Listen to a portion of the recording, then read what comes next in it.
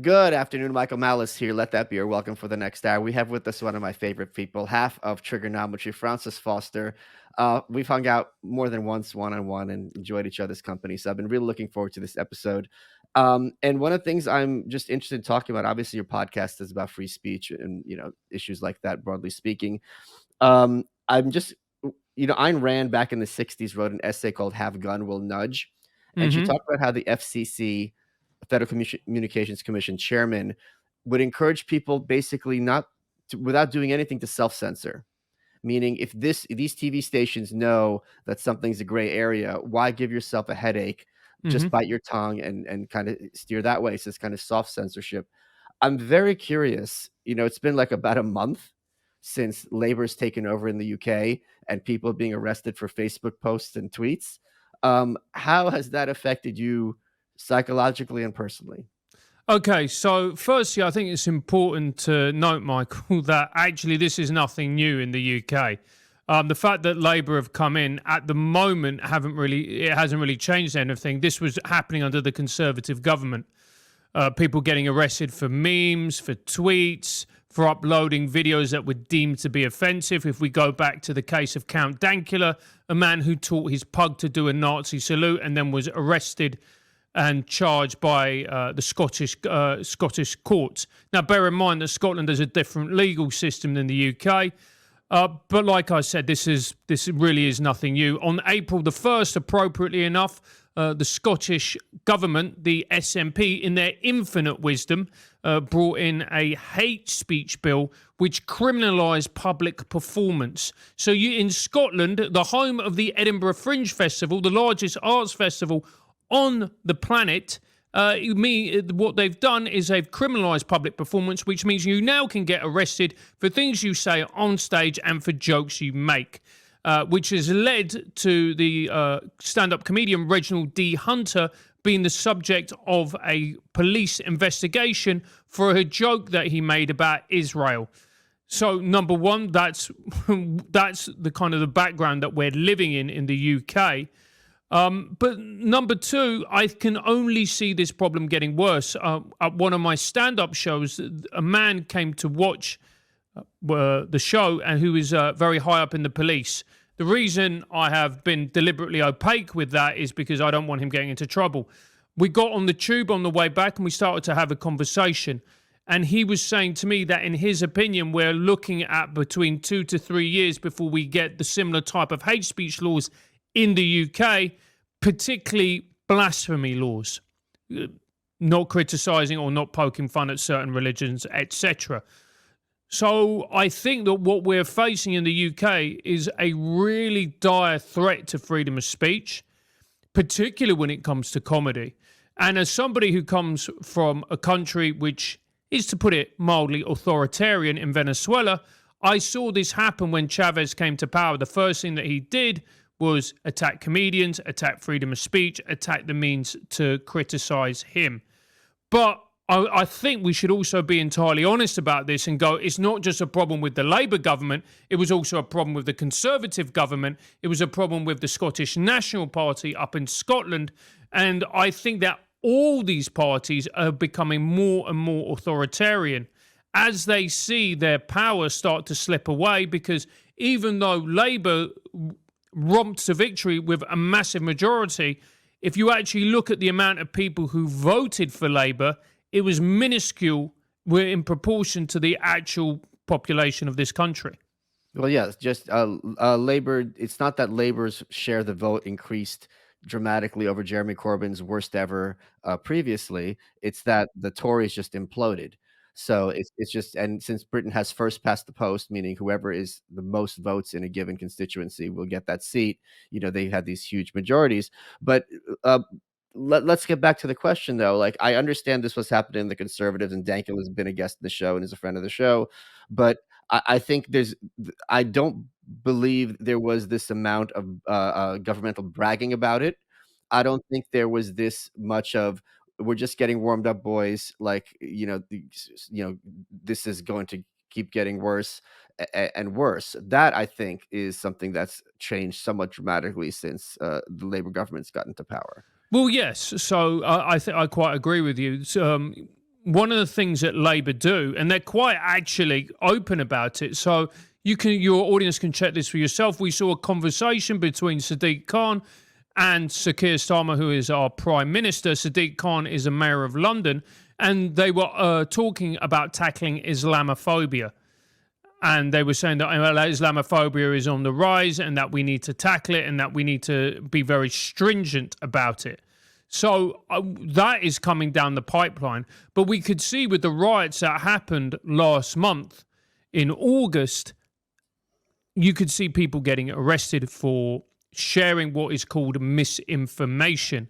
And I think under this government, they are going to be even harsher than the previous government when it comes to arresting people, charging people, throwing people in jail for things that they say, which is a very, very, very worrying place. And what I find particularly heartbreaking about it is if I look in my own industry of stand-up comedians, it's the people who are championing this, the people who are applauding this, the people who are celebrating this, the people who say, like one particular comedian who said, oh, I find comedians talking about free speech boring.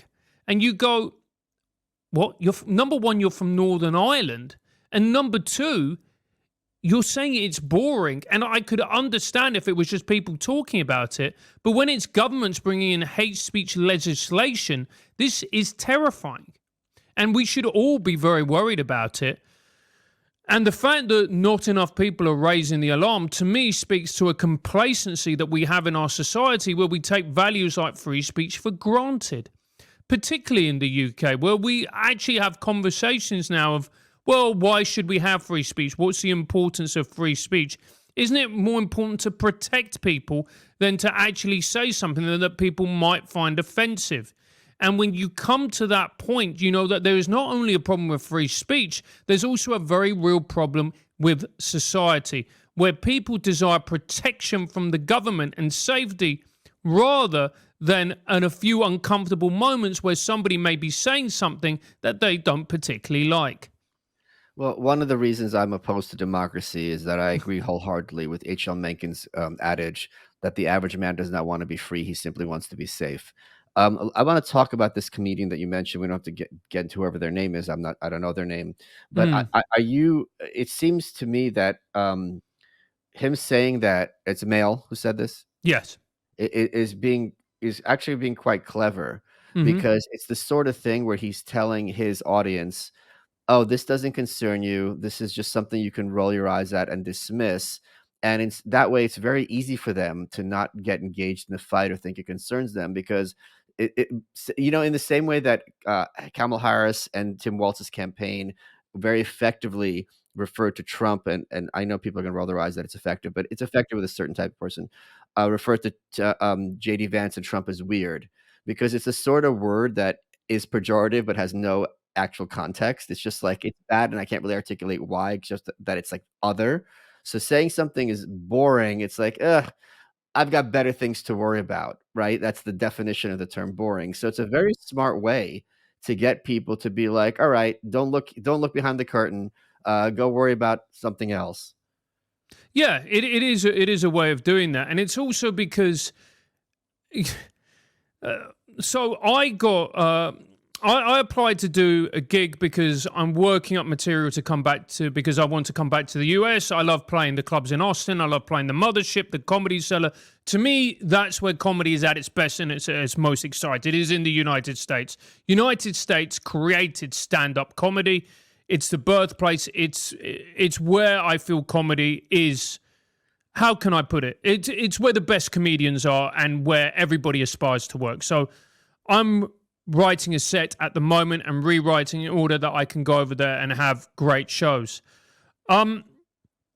But in America, you talk about free speech, and people, because of the First Amendment, people believe in it. Particularly comedians. A vast majority of comedians, and the ones that I know and the ones that I respect, will always be the ones to stand up for free speech and the ones to say that they believe in it and why it's important. in the UK, free speech is seen as, how can I put it? It's a word that people use to disguise what they really mean. So when they say you're a free speech warrior, what they actually mean is, oh, you want to use racial epithets against an ethnic minority. What they mean is you have desperately unpleasant views, and all you want is an excuse to be able to say them without any type of criticism.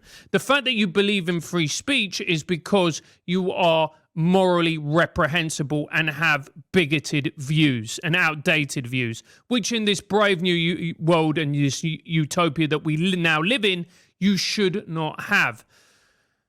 I applied to do a gig, and it was a low-paying gig, but they're lovely gigs where I can work out new material, where I can play, where I can try and see what works and what doesn't. And one of the promoters said to me, I can't book you for this gig, Francis, because I'm really worried about your associations with free speech and the repercussions that it will have on me. And you just think to yourself, what does that actually mean?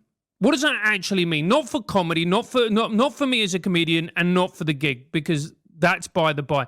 But what does that actually say about society as a whole? What does it say about the culture that we live in, where somebody is associated with free speech, and that automatically means that people are worried about hiring them, and not only worried about hiring them, but also worried about being seen in the same vicinity as them? It's utterly terrifying and shows that there is a corruption and a rot at the very heart of British society. When I go into comedy clubs, I see comedians come up to me and they'll look over their shoulder and they'll say something like, oh, I really agree with what you say, but not publicly. Ha, ha, ha, jokey, jokey, joke. And you think to yourself, on the one hand, okay, I understand that that's a joke, but for a joke to be good, there needs to be a kernel of truth behind it, which we all acknowledge and understand. And the kernel of truth is, I'm not willing to stand up for what I believe in. And when you have enough people not willing to stand up for what they believe in, then unfortunately what you have is a crisis, which is what we're facing. I did a series of show with Leo Kearse, a really fantastic Scottish comedian, a few weeks ago, and we had fellow comedians writing Facebook posts trying to instigate a mob to cancel the show. There were people who pressured the breweries to pull the shows so that we couldn't do them anymore because it was a right-wing comedy night. Well, go ahead. And so, again, what does that say about the society that we live in? What does that say about people's attitude to free speech? And what does that say actually about tolerance? Because these are the people who claim to be tolerant, who claim to be kind, yet the reality is they are anything but. So not only that, you also have a comedian called Joe Lycett, who is one of the most famous comedians in the UK, certainly one of the biggest profiles, millions of followers all over social media, and he said that cancel culture has made for a better, kinder comedy industry. So what Joe is actually saying there is very interesting, because what he's saying is he thinks it's right and moral to destroy other people's careers and livelihoods, not only affecting them, but also their families, their children, because they say things that he disagrees with and he finds morally reprehensible. It's not a good place for us to be in, Michael, and I think things are just going to get worse until people start waking up, and I don't know when that is going to be. Folks, kids are back to school. Summer's coming to an end. It's a good time to get control of your diet and make things easier for yourself, and that is where Factor comes in. The thing that's great about Factor is you don't have to do any of the work. It just took me 2 minutes, and I'm very, very lazy, but the food's good, easy to prepare, and even easier to eat. Yummy in your tummy. Factor's fresh, never frozen meals are dietitian approved. They're ready to eat in just 2 minutes. No matter how busy you are, you'll always have time to enjoy nutritious, great tasting meals. Make today the day you kickstart a new healthy routine. What are you waiting for? They've got over 35 different meals and more than 60 add-ons to choose from every week. You'll always have new flavors to explore. Make your day delicious. From breakfast to dessert, you could stay fueled with easy, nutritious options, and you can treat yourself to restaurant-quality meals that feature premium ingredients like filet mignon, shrimp, and blackened salmon. Keep kitchen time to a minimum. Factor meals are ready in 2 minutes. No shopping, no prepping, no cooking, no cleaning up. It's effortless support for your lifestyle, and choose from 6 menu preferences to help you manage calories, maximize protein intake, avoid meat, or simply eat well balanced. Head to factormeals.com/yourwelcome50, YOUR, and use code yourwelcome50 to get 50% off your first box plus 20% off your next month. That's code yourwelcome50, YOUR welcome50 at factormeals.com/yourwelcome50 to get 50% off your first box plus 20% off your next month while your subscription is active. Let's get back to the show. Okay, there's a lot here to kind of unpack, and I don't believe in free speech. I don't like that term because it means I had a whole podcast where I was a guest on a show called So to Speak. People can watch that because it means several things that are often contradictory, right? Okay. Free speech in a very basic sense means I have a radio station, I can broadcast wherever I like, and the government can't do anything about it. It's a property rights issue in that context, in which case I'm completely for it. Free speech does, there's the line here in the States, you can't yell fire in a crowded movie theater. Well, you can't yell anything in any movie theater. It's the movie theater's prerogative, and you get to yell things in someone's edifice. People also use free speech in the same sense of, oh, your first free speech, you blocked me on Facebook. And it's like, that's not what, so they use terms in completely opposite ways. But, this, I don't, there are you opposed? Let me just give a concrete example. Yeah. Are you opposed to, even if you are opposed to Destiny having had repercussions? I'm sure you heard about this when there was when Trump was assassinated, attempted assassination. There was a firefighter who was killed in the audience, and the streamer Destiny was basically defending it or advocating for it. I don't want to mischaracterize his views, and his streaming platform dropped him. Do you think that is something that is wrong on their part? Or even if you think it's wrong, can you not wrap your head around why they would do it? Oh, yeah, I can absolutely wrap my head around why I would do it. Of course I would, because what they do not want the pushback, they do not want the blowback from it. Right. So when he's characterizing cancel culture as people whose livelihoods are ruined because they say things that are reprehensible, I think everyone has some line where it's just like, all right, when you cross this line, I don't want to work with you. Yeah, I would suggest that people do, but the problem is the Overton window has shifted to such an extent, Michael, that people have been cancelled for relatively minor. How can I put this? Views that would once have been considered mainstream. Not even minor. It's just like you had a tweet when you were in high school. Like now your life's ruined. So there's no question. But the point is, the principle. This whole free speech culture. It's claimed that people shouldn't ever have their lives ruined for things they say are reprehensible. I don't think Destiny's life is ruined at all. But there are certain things, like if people are advocating, I don't even want to say it, certain acts with children. I'm not interested in hiring them or associating with them in any way. No, I mean they should get a job at the BBC. But yeah, I take your point. They already have, yes, or CNN here, and other such outlets. But I want to. But here's another reason why I don't agree with democracy. These views, what you're talking about, is quite popular in the UK. It's not like Labour came in and like overwhelming majorities of Brits are like, this is terrible. People want the cage. Yeah. There are a lot of people who do you know what? Yes and no, because the people that I talk to, I really believe. I mean, look, this is it's a biased sample because obviously the people that I talk to are worried about it, of course, because they watch my show, they engage with it, they believe in what it is that we talk about, they understand why it's important to be able to share ideas, have them challenged, have them pushed back upon, etc. I think what's really worrying is when it comes to this particular type of discourse, is that governments are not being honest when it comes to things like speech online. So I'll give you an example. There was an MP who was murdered by an Islamist in this country a couple of years ago called Sir David Amos. It was a horrible case, and he was a man. I actually knew Sir David. I met him once. He's a lovely man, gentleman. Served his constituency of Southend with distinction. He was brutally murdered at his MP's surgery, which is where the MP meets members of his constituency, and his constituency put forward their grievances or their worries or their concerns about. And it's a wonderful tradition that we have in his country. He was murdered. Awful, stabbed to death. The next day, instead of actually talking about the dangers of radical Islam and how there are whole swathes of people, particularly young men, who are being radicalized, and the dangers this poses, not only to MPs and democracy, but also society as a whole. We didn't have that conversation, Michael. What we talked about were, how people, online, we need to get rid of online hate speech. That's what we talked about instead.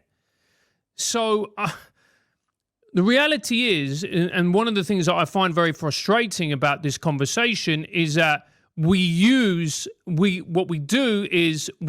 don't have the difficult conversations. We don't have the painful conversations.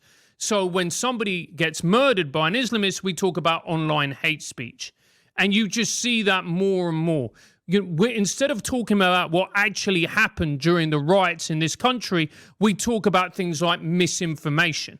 Then actually going, well, maybe whilst rioting is wrong and it should be condemned, and looting is wrong and should be condemned, and acts of violence are wrong and should be condemned, maybe there are people as well who have legitimate grievances at the moment in this country and are very angry and frustrated. And maybe the riot is a symptom of that. And maybe we need to have a painful and honest discussion about where our society is. But we don't do that. So that is a real challenge as well, is that this is just another way of shutting down important conversations. Yeah, but it serves those who are powerful. They never have to have any sort of accountability for the consequences of their decisions. Mm-hmm. But I don't think that, broadly speaking, that specific thing of politicians and powerful people wanting to avoid difficult conversations is at all new or unique to the UK. Mm-hmm. No, I don't believe it is. But what I do think is it has become more relevant than ever. And I think look, I really believe it's a responsibility of every single person, not just you, not just myself, but everybody here, of standing up and pushing back against this threat. And when coming back to the position of destiny, I really believe that we should have, we could and should have maybe have done more to actually support him, that even though he said things that we may have found reprehensible, the reality is that we need, unless people are allowed to speak freely, we're going to live in a society where more and more people are going to find it ever more difficult to express views. And unless you stand up for the people that you really disagree with, eventually it's going to come for you, which is something that my colleagues in the stand-up comedy industry don't seem to understand or comprehend. We've interviewed people on the show Triggernometry who are on the left, and I always find it interesting. They were like, oh, I didn't think cancel culture was bad until it started to happen to my friends. Right. And I'm going, well, hang on. I thought you were the empathetic ones. I thought you were the ones who were kind. Surely you would be able to understand empathy, and seeing somebody getting their career destroyed, you would think, oh, this is bad. But it seems the thing that I find worrying is that it's only when things happen to people's friends or people they agree with that they finally wake up. Yeah, I don't know that I really agree with you, because I'm perfectly happy with certain points of view having no platform in mainstream culture. For example, gun right. I don't want to end up like you guys, where guns are off the table.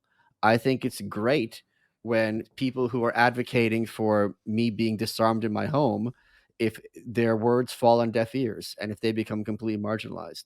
So I'm not obviously they have a right to, run their mouths, and they have a right to even lie, and say that if you have a gun in your house, it's going to kind of spontaneously come to life and kill your kids, and that's fine. But point being, I'm not too concerned about giving them a mic.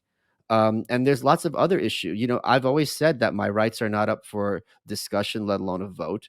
And I think you seem to, and please correct me, have this, enlightenment model, which I've in recent years been really kind of skeptical, if not hostile to, that if everyone just puts forward their ideas into the public square, and we all have these kind of civil intellectual conversations, some sort of truth-based consensus is going to emerge. And I have seen no evidence of that being the case. I don't think people are interested in truth at all. I think people are interested in validating that which furthers their interests. And for many people who are unempowered, that means sucking at the teat of the powerful. And it's not Hmm. a bad strategy for them. This which it worked for dogs. Well, look again. So we're talking about, what you believe in. I've seen the alternative, Michael. I've seen Venezuela. I've seen what happens when you take the mic away from people that you disagree with. I've seen when the mic is forcibly taken away.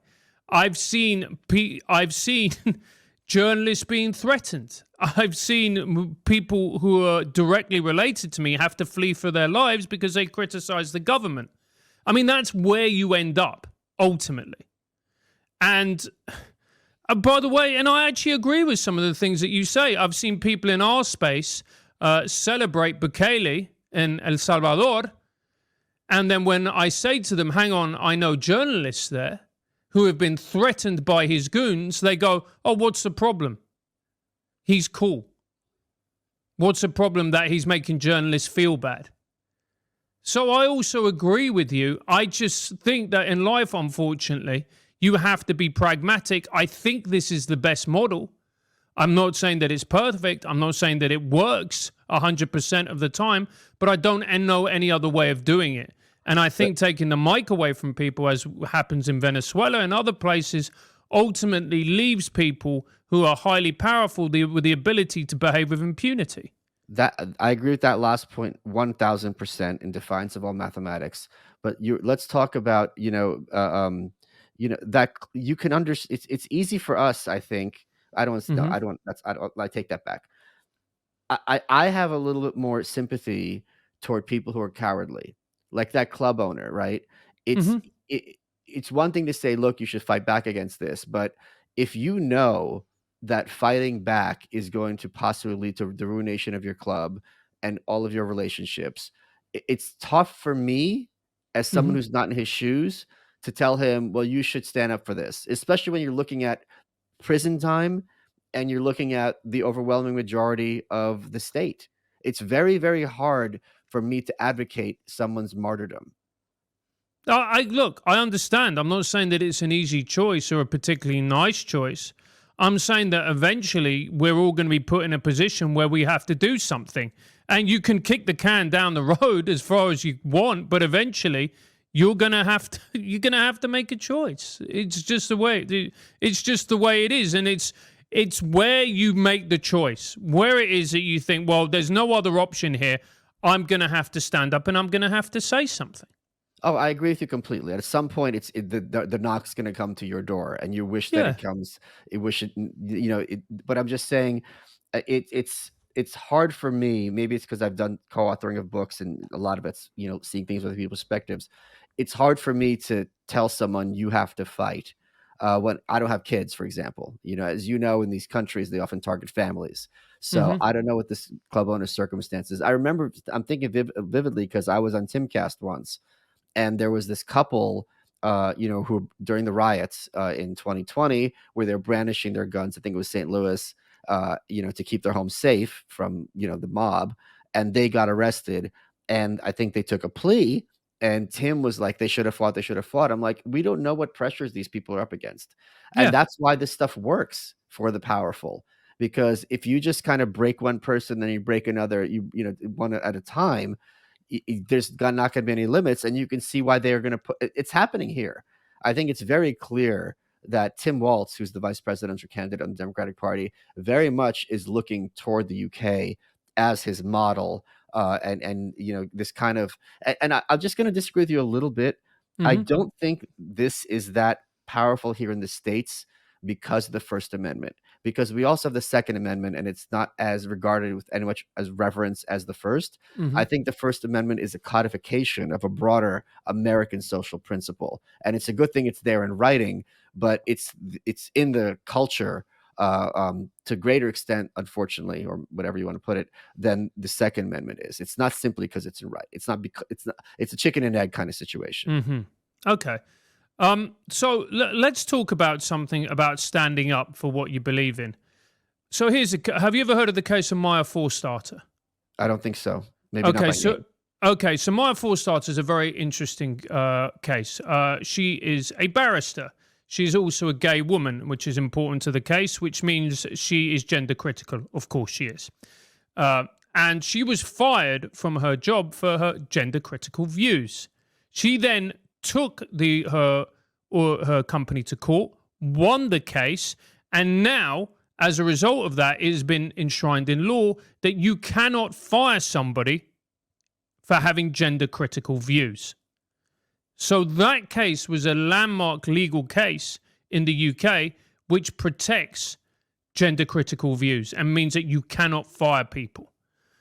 And before that, I knew people who were fired, or people who reached out to me, who said, "Look, I've lost my job, or I haven't been employed, or whatever it may be." So it's cases like this, it's individuals like this who push back against this authoritarian nonsense and the bullies. And I use that word in its truest sense because bullies are cowards. They're cowards. The last thing they want is to be stood up to. The last thing they want is for you to look them directly in the eye and go, "No, I will not be doing this. And I will not do what you want." No, enough is enough. And the more we stand up to them, and the more these individuals stand up to them, the more powerful that we will become as a result. So whilst I do have empathy for club owners like this who do not want to get involved in a fight, who do not want to sacrifice themselves, who do not who are fearful of the mob, like you said, okay, it's not going to happen today. Maybe not happen next week. No, maybe not next year, but it will happen. Folks, let's face it, life can be stressful, it can be overwhelming, and it's not just your mind that suffers when you're feeling tense and anxious. Stress can make a mess of your digestion and immune system too, but here's the thing, you can handle it. Introducing Just Calm, it's the breakthrough new stress-busting formula from Just Thrive. Say goodbye to frazzled nerves, say hello to a steady, chill, more relaxed you. Just Calm's exclusive mood-lifting blend is clinically proven to help you relax and breathe a little easier in as little as 4 weeks. And for next level mood and immune support, give the award-winning Just Thrive probiotic a try, as I'm doing and am reaping the benefits. It not only has 1,000 times better survivability than most probiotics, but this spore probiotic banishes bloat and constipation so your gut can produce more serotonin, which is your happy hormone. Plus, it supports better sleep. You can wake up feeling refreshed and revitalized. With Just Calm and Just Thrive probiotic, you'll have the ultimate stress-fighting duo to help you win the day every day, and all with a money-back guarantee. What do you have to lose? For a limited time, you can try Just Thrive risk-free. You can save 20% off a 90-day bottle of Just Thrive probiotic and Just Calm when you go to justthrivehealth.com and use promo code WELCOME. That's like getting a month for free with a money-back guarantee, and a portion of every purchase goes to Vitamin Angels, which is a nonprofit organization that saves the lives of millions of children and moms-to-be around the world by ensuring they get the vitamins and minerals they need to stay healthy and strong. To learn more about Just Thrive Health and all their clinically backed products, don't miss my special episode where I interviewed Tina Anderson, who is the CEO and co-founder. Take control today with Just Thrive. Folks, traditional bed sheets can harbor more bacteria than a toilet seat, which can lead to acne, to allergies, to stuffy noses, and it is gross. Miracle Made offers a full line of self-cleaning, eco-friendly bedding such as sheets, pillowcases, and comforters that prevent 99% of bacteria and require 3 times less laundry. They're infused with silver, and that prevents up to 99.7% of bacterial growth, which leaves them staying cleaner and fresher 3 times longer. No more gross odors. And by using these silver-infused fabrics, which were inspired by NASA, the Miracle Made sheets are thermoregulating and designed to keep you at the perfect temperature all night long, so you get better sleep every night. They're very comfortable without the high price tag of other luxury brands. Stop sleeping on bacteria. Miracle Made sheets are designed for your skin. Bacteria can clog your pores. It causes breakouts and acne. Sleep clean with Miracle. Here's all you got to do. Go to trymiracle.com/malice to try Miracle Made sheets today. And whether you're buying them for yourself or as a gift for a loved one, if you order today, you can save over 40%. And if you use our promo Malice at checkout, you get 3 free towels and save an extra 20%. Miracle is so confident in their product, it's backed with a 30-day money-back guarantee. If you aren't 100% satisfied, full refund. Upgrade your sleep with Miracle Made. Go to trymiracle.com/malice. Use code Malice to claim your free 3-piece towel set and save over 40% off. Again, that's trymiracle.com/malice to treat yourself. Thank you, Miracle Made, for sponsoring this episode. Let's get back to the show. I want the right to fire whomever I want at any time, at any point, without even having any justification for it. I think it's crazy that if someone has views that I find unconscionable, someone's a Stalinist, that I need to kind of have some talk with my lawyer first. I disagree. If they're magnificent at their job, why is it any business of yours what their beliefs are? Because I do not feel comfortable. A, they're working for me. Second, if I regard someone as genuinely evil, I don't want to be associated with them in any way. I believe that as long as they are doing their job to the highest possible standards, and they do not bring what those opinions into the workplace, then they're allowed to have any opinions they want. Allowed or mandated? They're allowed. No, but you're forcing me to have a relationship with this person. No, you don't have to employ them. Well, that's what I just said. Hold on. Yeah. You said I can't fire them. Well, have you employed this person? Yes. So you think if somebody is, for instance, communist, you should be allowed to fire them? I think you should be allowed to. If someone's working for me, I should be legally, thanks to freedom of association, which is much more important than freedom of speech. I should be able to, assuming it's the terms of the contract, you know what I mean? Like, I can't break contract unilaterally. Yes, I can fire them at any time. Fire employment at will. Yes. Okay, so it's just like a breakup. So you think if somebody is working at a company and they refuse to have, and someone says to them, right, you need to have pronouns in your bio, and they say, no, I don't want to, you should be allowed to be fired for that? Yes.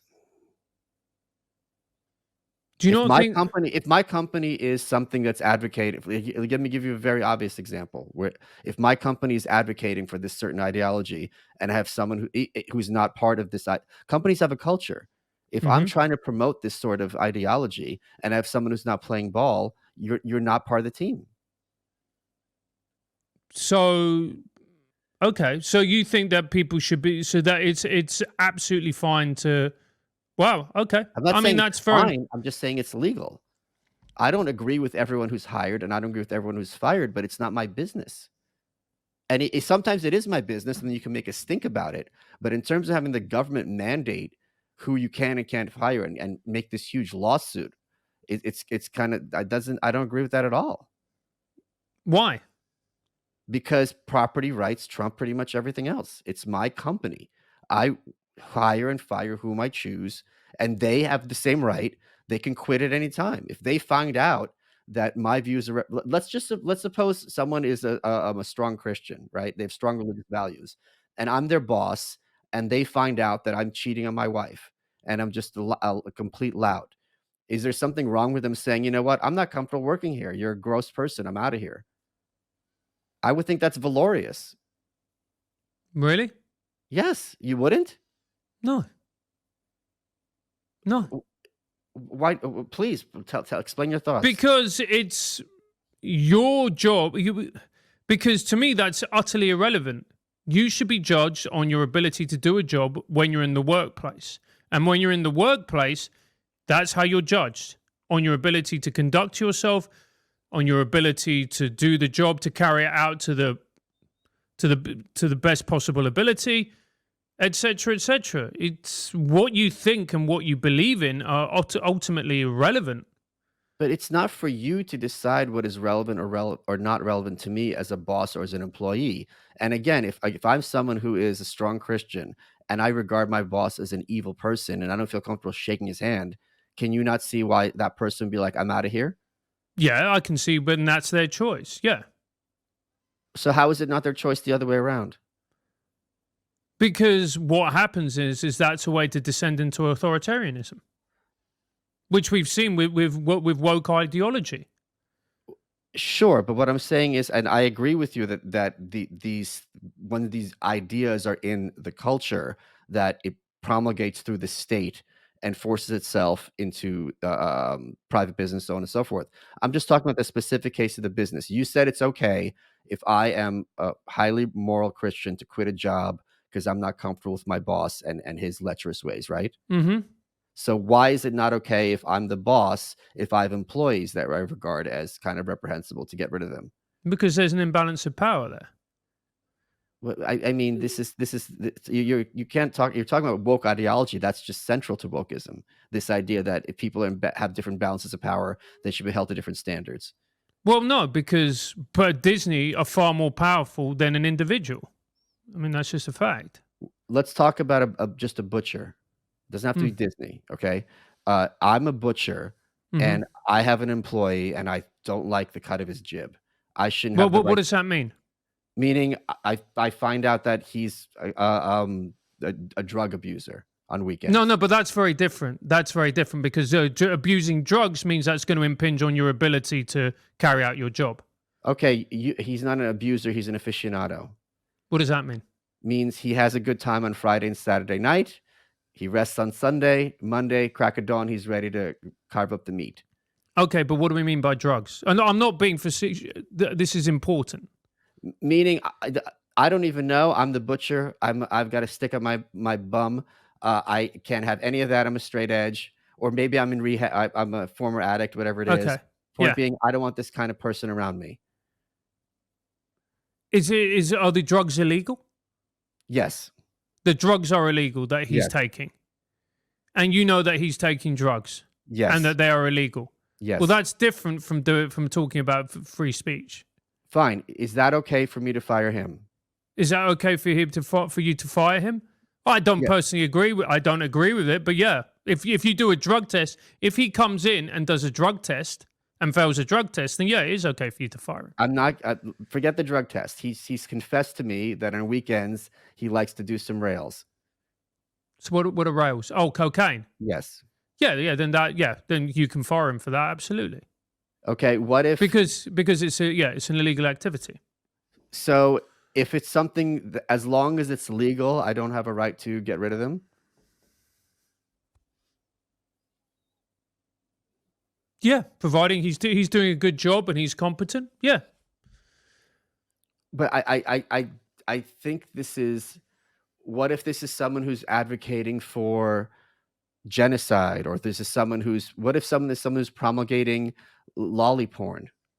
What's lolly porn? It's when drawings of children doing things that are not appropriate. We're on YouTube, so I'm going to watch my language. Okay, so yeah, I'm just clarifying. Okay, so he is saying, I don't know So for that, you could say, incitement to violence for the first one, for the genocide. So that you can fire them for that. If you were talking about something like lolly porn, yes, I understand why someone would be fired for that. Because yeah. Sorry. Yeah, I could understand why someone would fire them for that. But here's the thing. I just think it's very you and I both have a complete aversion to authoritarianism. Oh, And yeah. right. And for both of us, it's personal. It's not just some Mm. hypothetical. Yeah. But my point is, at the same time, you're in these examples I use, you're allowing the government to set the criterion for what's appropriate and what isn't. And that is a definition of authoritarianism. What I'm trying to do is trying to protect the rights of the individual. That's what I'm trying to do. But that business owner is an Because individual as well. it's not an individual. We're talking about a lot of people employed by large corporate entities. I'm talking about a butcher. Let's talk No, about but I think we need to talk about it at a societal level. It's not just about a butcher. It's about corporations like KPMG, like Amazon, like all of these, where people are people feel constrained. They feel worried. They see an ideology like wokeism and they feel unable to challenge it or unable to say anything. And just a simple thing like, oh, I don't want to affirm pronouns. And they know that 40 years of hard work, of being the very best that you can be, of putting yourself through college can disappear in a conversation. Sure, but and what I'm trying to do, Michael, and I think as always with these things, I'm trying to protect the individual because I do not trust corporations. I do not trust corporations. I do not trust organizations that are open to corruption and who have no care and about, how can I put this, who corporations like Disney and who will just fire someone without even thinking about it simply because they challenge an ideology or because they think it's a certain way. I find that disgusting. I'm not disagreeing with you, but there's a couple of points. First of all, it's not even to fire them. It's that, don't even bother applying, right? Like there's certain companies like, if you're not in on this whole ideology, don't even bother applying. You're not even going to get past the interview, right? But yeah. I think it sounds to me, and I obviously I want to hear your thoughts. It sounds to me like you're trying to square a circle because corporate culture, almost definitionally, is oppressive. It's designed to stifle creativity and any kind of free discourse. This is something taking the politics out of it, where there's a lot of, for decades, corporate hand-wringing about, all right, how do we have a workflow that encourages innovation and ideas while at the same time in the confines of this gigantic gray bureaucracy. This is a problem, this has nothing to do with politics, just generally speaking. But my point being, you're saying you don't trust corporations, but what you're bringing in to make sure those corporations play fair, so to speak, is the government. Yes. And the government is, in my view, the government will always, virtually always, put its finger on the thumb for the corporation and not the individual, because the corporations will be able to, it'll be much easier for the head of Disney to get Sir Keir on the phone than it will, or Rishi or Nigel Farage, than for either of us. Yes. Right. So my point is, the more you start bringing in the state, the more this worsens the problem you're advocating. So I'm not an expert on the British legal system, so I'm sure that somebody would be far more qualified to answer this question in this way. Hypothetically speaking, let's not be specific about the British legal system. Yeah, but in Britain, the legal system, as far as I know, is independent of the government, in that the courts do not enact the government's wishes, as far as I know. So, but they do, in that the government writes the laws and they enforce the laws. Yes. So in that point, you are correct. I guess I am sympathetic with aspects of your argument, Michael, okay. and this is good because this is a chance for me to examine my own thinking. I am just inherently suspicious and wary of organizations, especially large organizations, their ability to wield power, their ability to bully and crush individuals and individuals who try and stand up to them. Yes. And I think that's I think it's inevitable Yes. That's a gun will always be the lefties, the anti-gun people are right. A gun will always be dangerous if it's loaded. It's a problem. You know what? Before I touched my first gun, my friend Tom sat me down and he's like, it wasn't Tom Woods. Like, here are the principles of gun safety, and there's like 5 rules, and if you break 2 of them, you're still gonna be safe. Assume every gun is loaded. Don't point your gun towards something unless you want to destroy it. Don't put your finger on the trigger until you're ready to shoot. So if you just act like if Alec Baldwin followed those rules, that poor producer would still be with us. So I think it's important to have gun safety and recognize that guns are dangerous. But my point being, corporations definitionally are going to have more power than the individuals, and the way to empower individuals isn't necessarily to kind of put restrictions on the corporations, because those restrictions inevitably or almost inevitably will be used to throttle smaller companies that are Hmm. challenging those bigger corporations who will always have the government's ear. And it's things like the internet, it's things like Etsy, it's things that Mm. make it easier for me or you doing what we do now.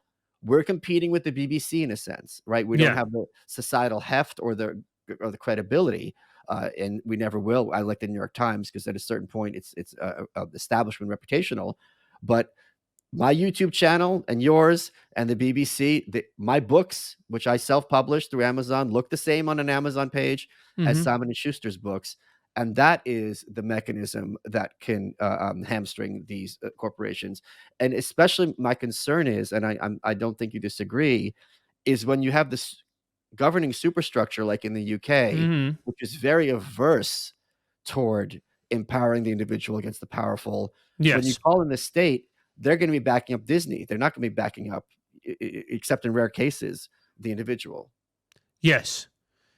Yeah, that is true. The We're, points that you will make are all absolutely fair. The state will always back the corporations.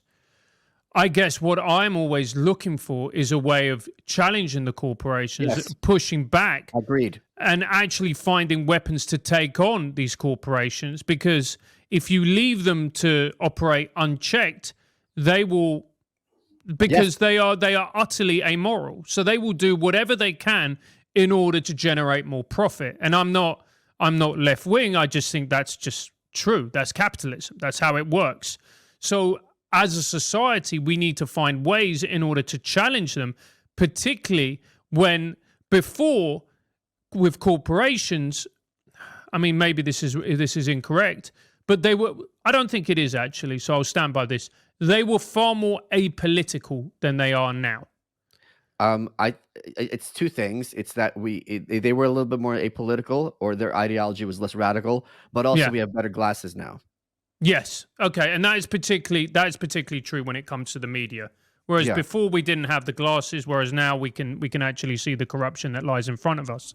And But one more thing, one of the things I'm proudest of is that mm, I've been one of the main people who have, changed the discourse from referring to the mainstream media to the corporate press or corporate yes. journalists, and that is exactly to your point about my distrust and this not being a right or left thing. It's that people are like, "Oh, wait a minute, a corporation will further its own interest. They're not interested in, you or I, other than as someone who could be exploited to some extent."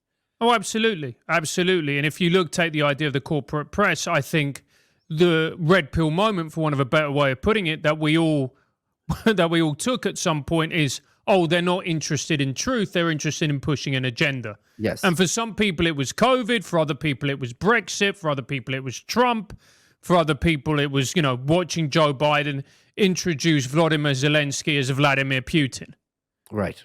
There's different points where people are starting to wake up, and it's now become so mainstream that you see on the Stephen Colbert show where he says, where he's talking to the CNN journo and said, "Oh, you people are objective and fair," and it got a huge laugh in the audience. So look, I agree with that. I just think that what we're talking really here is about how do you hold these corporations to account? How do you actually challenge them, and how do you stop them from running rampant, Yep. taking over everything, That's the and question on the table. and essentially enslaving us, which Yeah, is the ultimate end goal? of That's the either question. government or corporations. So you and I have identically identified the problem, and I don't think I don't know that either of us necessarily has the right solution, especially with the tools No. at hand, so to speak.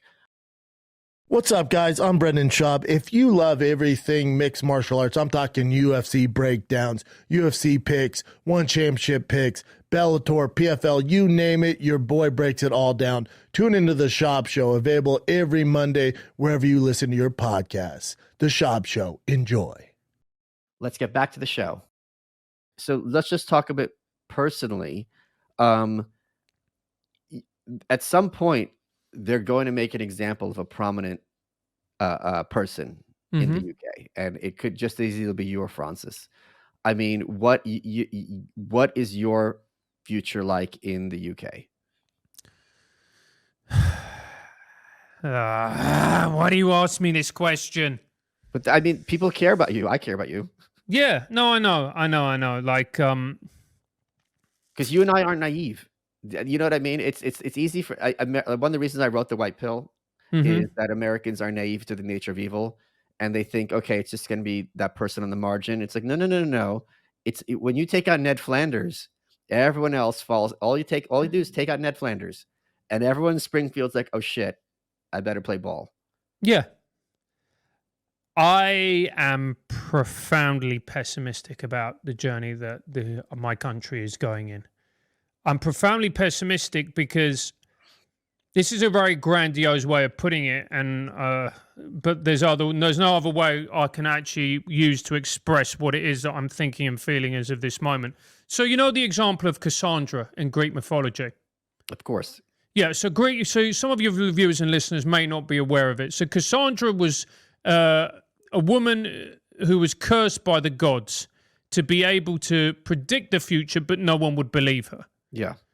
And she lived, I believe it was in Troy at the time, and she predicted what would happen with the fall of Troy and the Trojan horse, and no one believed her, and lo and behold, it happened. I feel a little bit like her in that I have been talking, and Konstantin has been talking about the threat to freedom of speech in this country since 2018. And particularly in my own industry of stand-up comedy, we have been mocked, we've been derided, we've been framed as racist, bigots, blah, blah, blah. We know the slurs that are aimed at people who challenge this particular narrative. And now I've seen legislation, like I mentioned before at the start of this interview, being introduced by the Scottish government.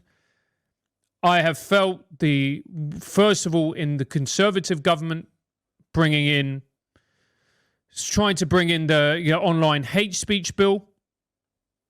And then now with the Labour government talking about tackling Islamophobia, etc., etc. I'm very worried about that. But that isn't actually what worries me, Michael. What worries me is the fact that I have been saying this, and we have been saying this for years now, and still the amount of people who have woken up is minimal. It's minimal. And the vast majority of people are utterly unaware of what is happening. Or in favor. Or in favor of what is happening. And the fact that this online hate speech bill was introduced in Scotland and people did not go out onto the streets to protest it, that there wasn't more, there weren't protests, there wasn't anger, there wasn't a discussion.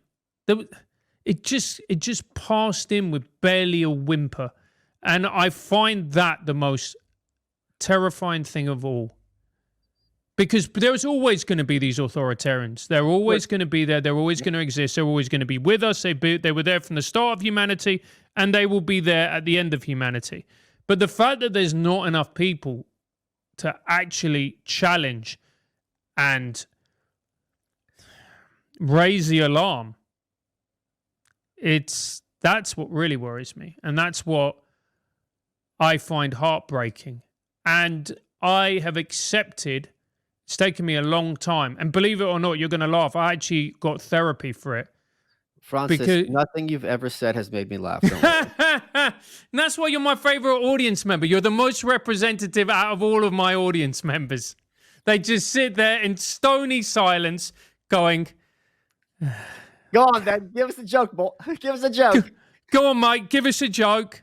All right, no, he's still talking about free speech, Donna. Fuck's sake. Only another 6 minutes to go.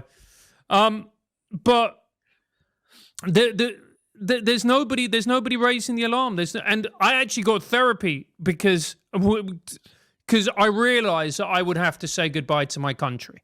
Yeah. And I would have to leave. And I'm not going to laugh because when I've been a New Yorker all my life and I was in tears when I left and I was crying because as I was saying out loud, walking down 4th Avenue in Prospect Heights, I didn't do anything wrong. Like, and I'm being forced to flee my home, something that many people have had to do under much worse circumstances, certainly than you or I did. My point being, Austin real estate, the rents have gone down dramatically. Is there any possibility of you two being refugees and coming to a country where you would be appreciated instead of looked down upon? Yeah, I see the United. Do you know, Michael? I never thought. I love England so much. There is so much I love about this country. It's a magical place. It really is. If you look at what this tiny little speck of dirt has, it's impacted on the world with its writers, its thinkers, its poets, its musicians. You're Yes? talking to someone who has Margaret Thatcher's bookcases in his living room. You're preaching to the choir. I know. But it's important because people say that you don't respect this country and whatever else. But I look around at what is happening and the direction of travel and the inevitable destination. And the fact that, again, coming back to the point that nobody is willing to fight for it, or very few people are, there's only so long that you can continue ringing the alarm before you realize that no one's listening. This was me in 2021. And yeah, and it's just, honestly, it makes me want to cry. It genuinely does. And Well, yeah, of course. Yeah. By the way, I would never, just broadly speaking, I know you were joking, but Yeah. I would never denigrate someone who chooses to go to therapy. I think it's helped a lot of people out that I know. I Yeah. think it's important for, I know you agree, I know you're being cheeky, but if you're someone who's having kind of problems, especially maybe ex-military, or just problems with your marriage, your relationships, your work, and you need someone to talk to who doesn't care, that they're not your friends, so they're not invested, they could actually give you some good pointers if you find a good one. It could help you out a lot. So I'm absolutely an advocate of it, even though it's tough finding a good therapist. No, I quite agree. And, it's actually helped me a great deal. But a lot of the time, I was being serious when I was saying it. That it's me preparing to leave. And it's caused me heartache and anguish at seeing what has happened. But I don't know what else to do, Michael. I don't really know what else to do, where else to go. Or the reality is, until people wake up in the UK, until they actually see what's happening, we can't do it alone. I've done everything I possibly can. What else do I do? I'm just telling you, you've got a friend group waiting for you here. Yeah. I remember vividly, I called Tom Woods when I moved here in August of 2021. So this was almost like 3 years ago, in this big empty house full with my shit. And I was just like, I don't know what I'm doing here. Like, I'm a New Yorker. Like, what is this place? Why am I here?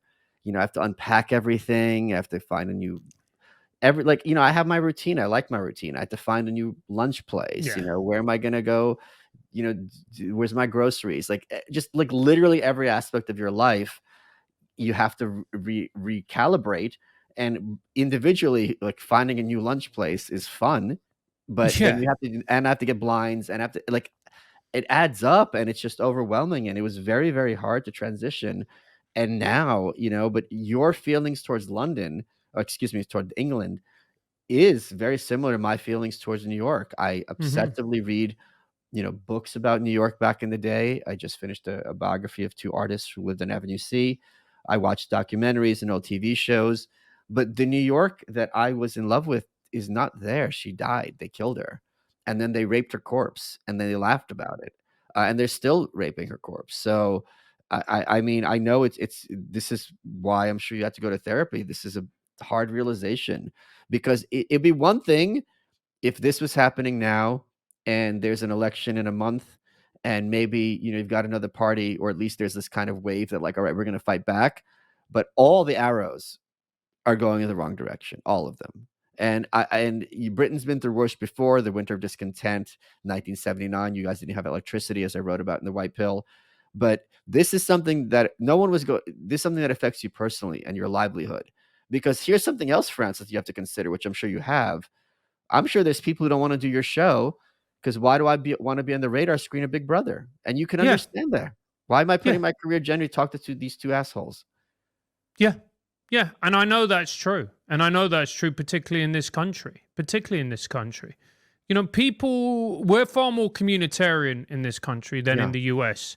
And look, there's lots of reasons for that. Partly it's the size, Bob. And there's a real fear in this country of people. There's a real fear of other people in this country. And, I remember walking down the road with my ex and, people coming up to me and shaking my hand and thanking me and saying, thank you for all you do. And she was like, she was American. She was like, I don't get it. I don't understand it. Why do people come up and thank you? And I'm like, because they feel powerless. Because they feel powerless and they're terrified. And that is no way to live. That is genuinely no way to live. That is hell. That is hell. That is hell. That you feel that you have no power or no agency in your life is a way to. It's despair. It's despair at its most fundamental.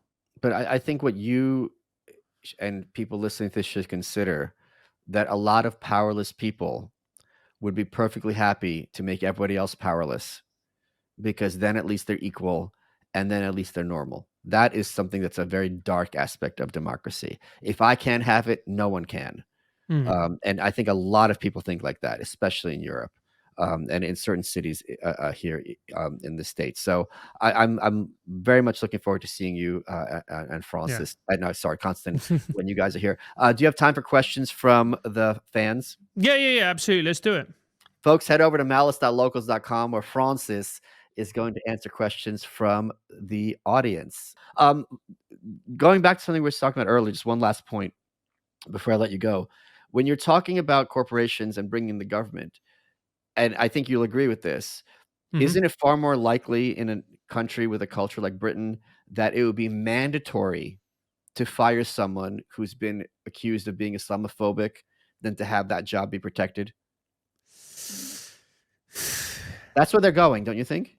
That is where they're going. That's what really worries me, Michael. That's we're on the same page. That is where they're going. And I find it terrifying because what they mean by Islamophobia is not Islam. I hate that word anyway. Anyway, let's not talk about it.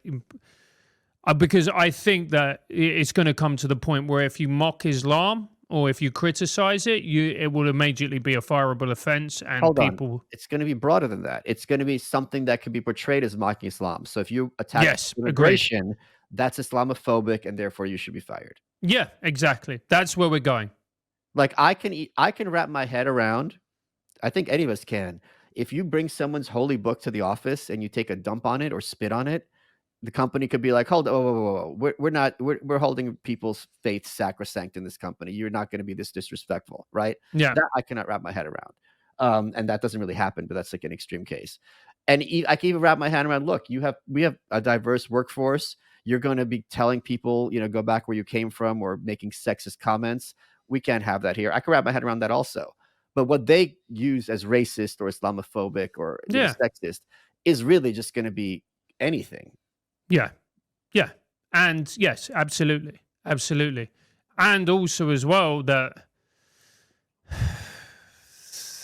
there are people who are authoritarian by nature who are going to delight in enacting these laws and punishing people who they think deserve to be punished. It's terrifying. Go sorry, go ahead. No, COVID. Yeah. COVID showed, I think everyone watching the show, one of my points, and this is something as a Russian I know quite well, is the fundamental sadism that is very common. It's not universal, but it's very common in our culture, especially in unempowered people. There's a line by Pearl S. Buck. I forget the exact wording, but her comments something like, "Inside every slave beats the heart of a tyrant." There are lots of small-minded people, and I don't mean Hmm. prejudiced. I mean just people who realize that they're powerless. Who Mm. would that lady at the post office who your ID says 55 3rd Street and the address on the package says 55 3rd Avenue, and she's perfectly happy to make you sit there and wait for 20 minutes just because this is the only part of her day where she gets to feel like she has something over somebody else. And as someone from, Venezuela, I'm sure you've seen this firsthand. When you Yeah. have these powerless people having a little bit of power, they're going to twist that knife because now I matter for the first time in my life. Yeah. Yeah. Yeah. I've seen it. I've seen it time and time again. Yeah. Petty, vicious little authoritarians. And I I've think seen. Americans saw it for the first time with COVID. They might have seen it in like bureaucracies like a DMV or a work Mm, or Karen. They didn't see it wide until yeah. they saw people bragging on COVID that they're getting people on social media. They're getting people fired or shaming them and things like this, and everyone else cheering them on. It was really, I think, eye opening for a lot of people. Oh yeah. COVID for me particularly as well was a mask off moment. Ironically Where. enough. Yeah. Yes, indeed. Yeah. So no. Look, I'm in agreement with you, and I. This is why I want to leave because, like I said before, there's only so many times you can ring the bell before your arm gets tired.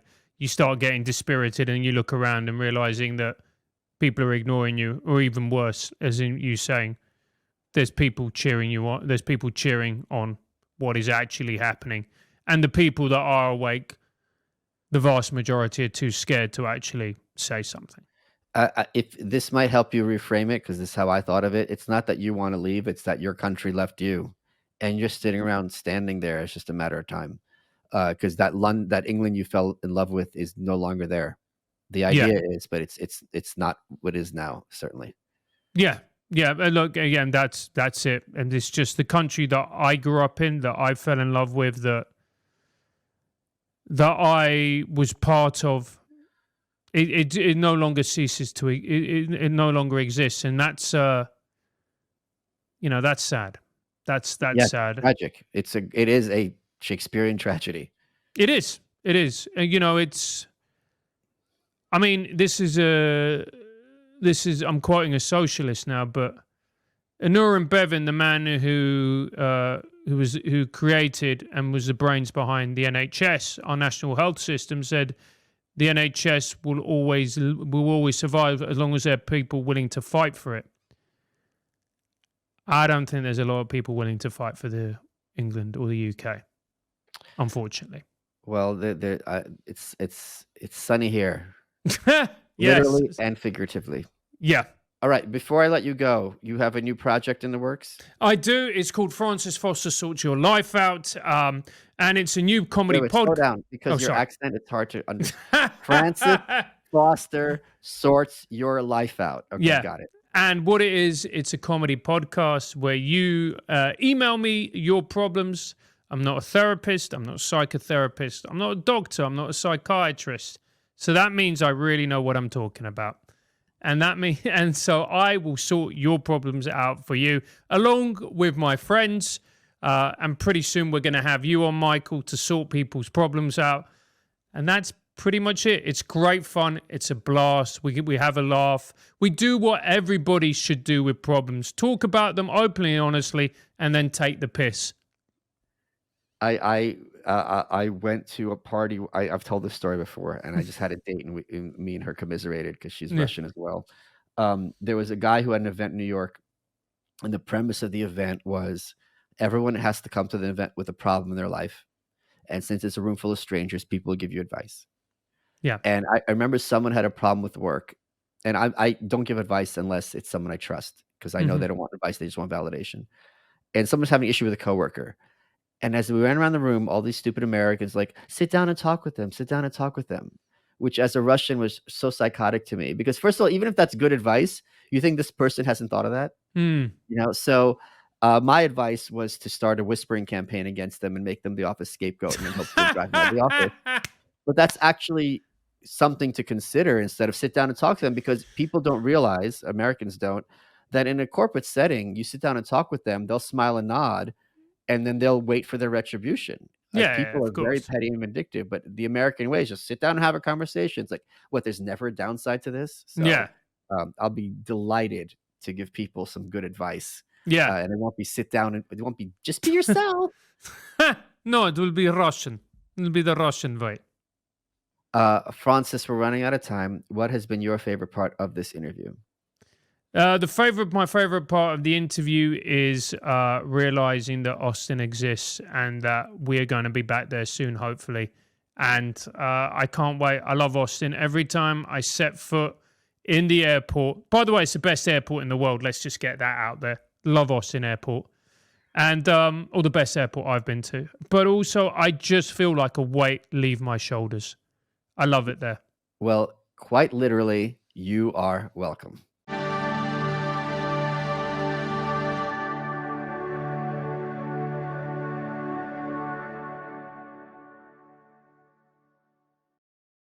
Pluto TV is a place for movie fans like me. And TV fans like me. They've got something for everyone, and it's free. I love free, and I love Jersey Shore. For me, it's The Godfather. SpongeBob SquarePants, I am Patrick.